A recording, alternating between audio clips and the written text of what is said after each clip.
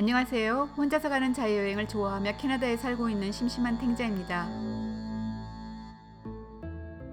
피렌체에 있는 우피치 박물관의 작품으로 보티첼리의 봄을 소개하려고 합니다.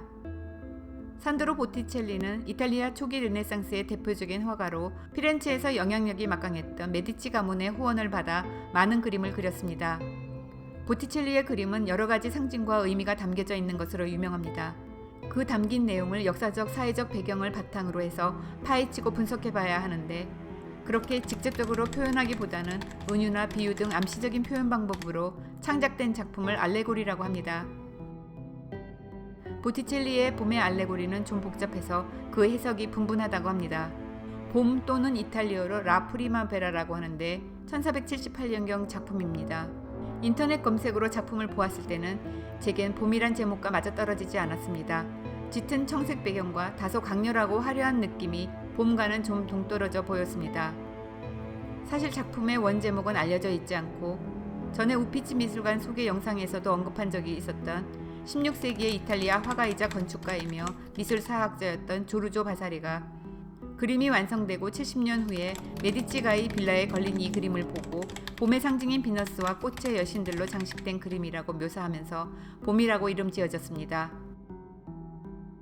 근데 전시실로 들어서면서 눈앞에 나타나는 보티첼리의 봄 앞에서 나도 모르게 탄성이 터져나왔습니다. 환한 조명 때문이었는지 정말 봄이구나 싶었습니다. 불빛 아래서 더욱 빛나는 작품이었습니다. 메디치가의 작품 주문에 따라 그림이 제작되었는데 그 주문 배경에는 여러 가지 설이 있습니다.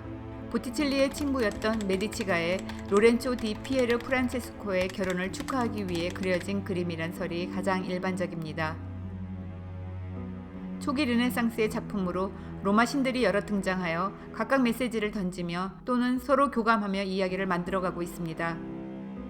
사랑과 미의 여신 비너스가 우아한 의상을 입고 아름다운 정원의 주제자로 중앙에 등장합니다. 당시 시모네타 베스푸치라는 절세 미인이 있었는데 피렌체 예술가들의 뮤즈였고 그녀를 짝사랑했던 보티첼리는 22살의 나이에 폐렴으로 사망한 그녀를 기리며 모델로 여러 작품에 등장시켰습니다. 봄에서도 시모네타는 비너스 얼굴로 살아납니다. 이 작품의 이야기는 가장 오른쪽에 봄을 몰고 오는 서풍의 신 제피루스에서 시작됩니다.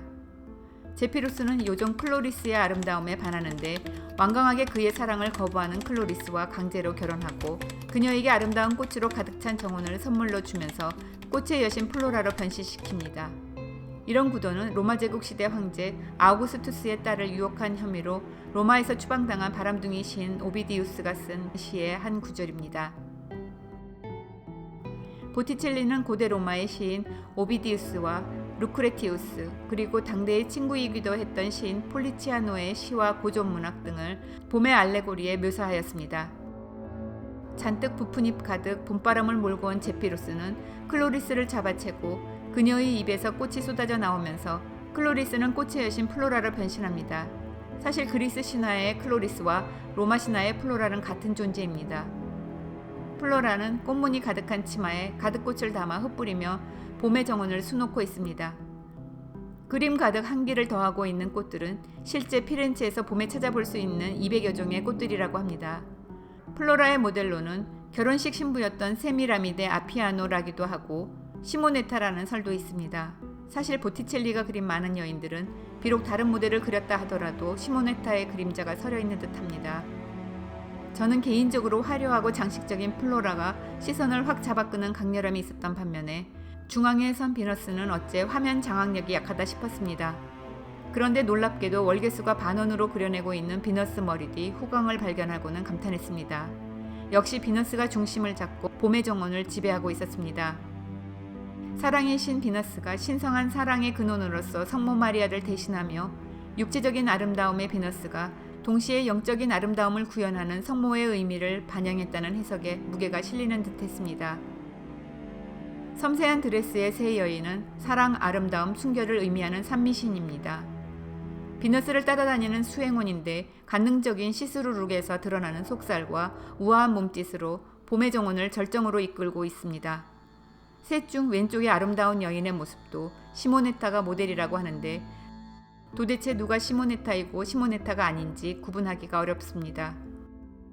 비너스 머리 위로 눈먼 작은 사랑의 신 큐피트가 앞뒤 가리지 않고 아무데나 화살을 쏠 듯 아슬아슬한데 큐피트의 짓궂은 활 시위는 산미신으로 향하고 있습니다. 왼쪽 끝에 제우스의 전령의 신 머큐리는 카두세우스라 불리는 뱀 2마리가 엉킨 지팡이를 휘둘러 검게 드리워진 먹구름을 몰아내며 비너스의 정원을 수호하고 있습니다. 머큐리는 전령사를 상징하는 날개가 달린 샌들을 신고 백합 문양의 손잡이가 달린 칼을 차고 있는데 백합은 메디치가의 문장입니다.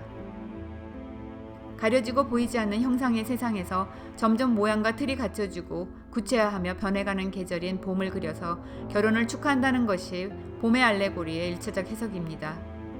더 나아가 중세의 기독교 성자 대신에 그리스 로마 신화와 인간의 모습을 지닌 신들을 등장시킴으로써 고전적 아름다움을 재생하고 인간 중심의 세계로 돌아가려는 인문주의 사상, 즉 르네상스를 표현한 것이라는 해석도 있습니다. 어떤 해석을 하든 간에 수많은 꽃들이 만발한 정원은 꽃의 도시 피렌체의 번영과 풍요로움을 그리고 있습니다. 피렌체는 영어로 플로렌스이고 꽃을 뜻하는 말입니다. 피렌체의 봄의 정원에 오렌지 나무와 백합 문양 등 메디치 가문의 상징을 더함으로써 메디치가의 위대한 자 로렌초에 의해 피렌체의 황금 시대가 도래했음을 표현한 최고의 작품으로 남아 있습니다. 내용이 재밌었거나 다음 편이 기대되신다면 구독과 좋아요를 눌러주시면 감사하겠습니다. 감사합니다.